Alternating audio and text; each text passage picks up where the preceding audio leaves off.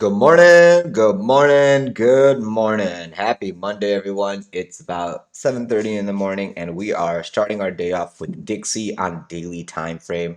We had a comment yesterday of someone asking about why am I saying Dixie is going this way and Bitcoin is going this way? Well, the reason why we monitor Dixie and Bitcoin is because in the past, Dixie and Bitcoin used to have an inverse relationship, meaning if we see Dixie looking like it's going to pull down over here, it would let stock market like tech stocks and Bitcoin and Ethereum have an opportunity to basically rally. So that's kind of what this is right here. If you look on a daily time frame, we're at our resistance, we're pulling back a little bit. Depending on where this daily candle closes today, we can see where we can look for the rest of the week to go. If we close above that 102.50, we can look for sideways and up from there because it's been using this as support. But if we go lower than 102.50, you have the last layer of support over there at $101. So hopefully we don't go that low. I mean, but if this does occur, you will have upside in the stock market and crypto. So I guess that's a good thing as well, depending on whatever your trade is. If you look on a 4 hour time frame, you're slowly getting tired though, okay? You're coming right onto the 21 EMA. You're starting to build a bullish divergence. So as I was saying, at when this closes today, we'll see what happens. If we come down into like 102.50, I'm not panicked. But if we can hold this 103 level, go sideways here, and close the next 4 hour in this area, when New York opens, we might get some upside. We have to see how this plays out. Right now, the banking contagion seems to be quelled. The governments and the banks have backstopped those deposits, so it's like no one's going to be losing any money.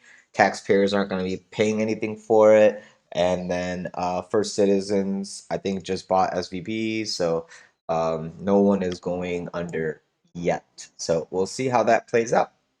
And yeah, that's why I was pointing out Dixie so we can see the strength of the dollar and we can use that to see in comparison what we should be expecting on something like Bitcoin. So let's go look at Bitcoin on a daily time frame.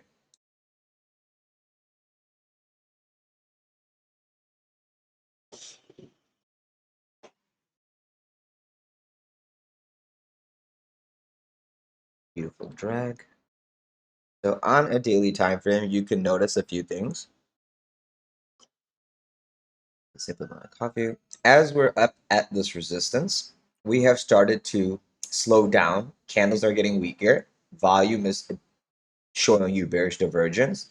RSI showing you coming off overbought, and now you're starting to set those bear divs. As you're going sideways here, lower and lower on RSI. Not the smartest, not the greatest look. So on a daily time frame, if we lose a 4 hour open and close under 27,700, I'm looking for us to go test into the support, such as 27.4, 27.5. And then worst case scenario, I don't want us to go under 26,500. That's where I'm looking for this 21 EMA to cross on a daily time frame, and then we can get an opportunity to have another leg impulse up. If we close the daily candle underneath 26.5, it is going to be a trappy looking scenario where all these bulls got trapped and they were going to be looking for liquidity while going to the downside. And RSI actually shows you that's a possibility.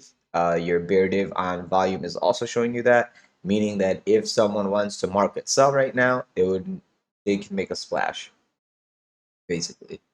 Going to well, in that same thesis, if we go sideways here at 27.7, 4 hour opening and closing above 27.750, you'll be looking to test into that 28,100 $200 level. And then if you claim that, you can be looking for 29,000 basically in general. And then after that, you can look for those extensions like 30,000, 32,500, etc., etc., etc.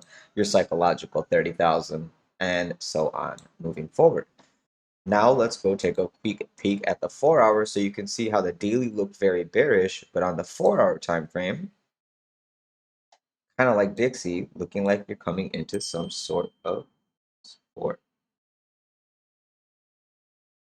Okay, so on RSI on a 4 hour, we can see that we're actually on a support area. We are setting up two drives of bearish divergence. This would be the third one, which would be closing at basically 15 minutes.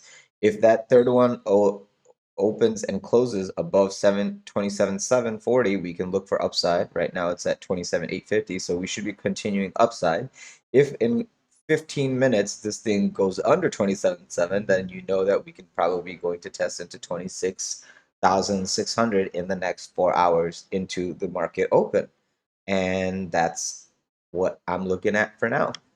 It's a very tight range. Whichever way the range breaks, you can expect a one-to-one move of this consolidation. So if we break from the top, we can go to like 30,000. If we break from the bottom, we can go to about 25,000. So just be prepared for these moves. I mean, I said 25,000, but let's say 26,000. I'll give you $1,000. $1,000 to the downside, $1,000 to the upside. Seems logical and fair. We're at 27.8. So $2,000 move, $2,000 move. Yeah. And that's what we're looking for on Bitcoin. And now let's go on to Ethereum on a daily. This does look like sideways and up though, okay? Even though daily looks bad, daily needs to close. And until a 4 hour candle closes under that level I gave you, you don't have to worry about daily drop. But after the daily closes, the next candle that opens can give you that momentum to the downside. So just be aware that on the higher time frame, we are looking for a little bit of downside. On a lower time frame, such as 4 hour, it's looking like we're finding this as support, looking for this to be support and then break up higher into market open. Today, I am looking for upside into New York open. New York is doing pretty decent right now, and unless something changes in the next 15 minutes, yeah, that's my hope is for sideways enough. So over here on ETH, 1740 to 1850 is what we've been fighting, 1850 to 1750, whatever. And as long as we are not closing above 1780 with a 4 hour open close, I'm not looking for 1850 or higher.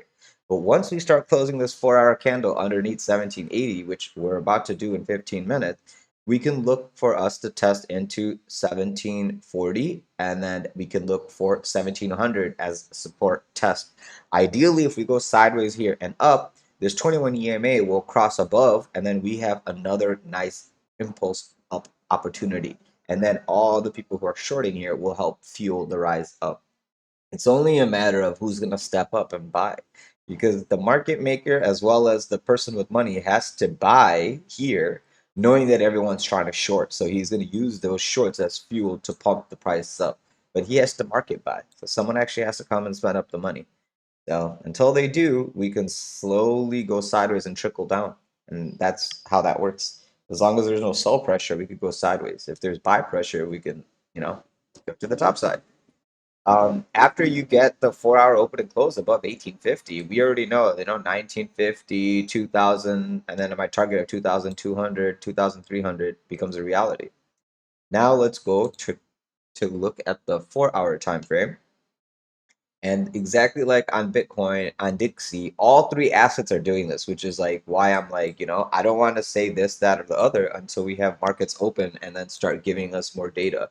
As of right now, you are basically bull flagging on support. This is pretty healthy for looking for a break to the upside. I am short right here too, which is like the worst area to short, but I have that short because I had a short from 1770 something from last night, and I just closed it around here. And then I reshorted again at 1664.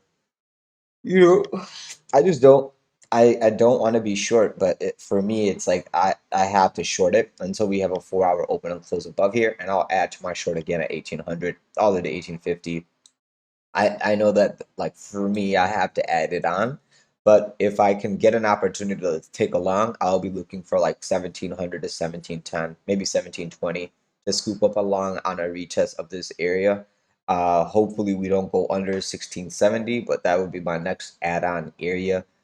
These lower levels, it would be questionable for me to scalp along because it would be a dead cat bounce scenario setup for me. Like even if you come all the way down to 1565, I'd be looking at 1700 as major resistance for you to roll over and tag even lower, 1460 and whatnot. So keep that in mind moving forward for ETH. If you break above 1800, we got that resistance at 1850. That's about a $50 move, a $100 move from here. If you lose this 1780 level on a 4-hour open and close, you're looking at possible testing into 1700, which is about a 50 to $80 move, and then I mean possibly 1670. So that'll be your $100 move. So we're basically looking at $100 up, $100 down, 1650 to 1850, and we're in 1750. If you know that you have a $100 range up and a $100 range down, you know that you can't be 10x because that will liquidate you. So if you're in a 5x leverage trade, you can stop out here for your short, or you can stop out here for your long, or you can leave both of those running and take profit on one side and add on the other side as you're at these levels and trade accordingly. I am looking for sideways and up. My short is in the green. I shorted 1767-ish.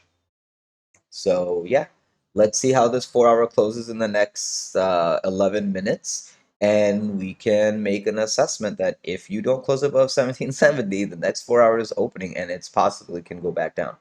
Okay. The thing is that this next 4 hour candle is opening in New York open time.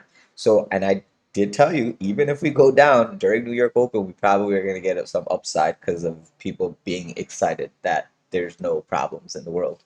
So just be ready for that upside swing to be able to DCA, and then you can take your profit back at 1780 when that comes back over there if you're shorting. If you're long, you can long into 1700 and you can take profit at 1780 to 1850 as you get those opportunities.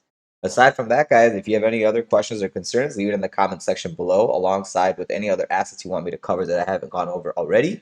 If you could leave me a like, a subscribe, press the bell button for notifications, spread this video to other people that are like-minded traders, I would greatly appreciate and thank you and pat you on the back.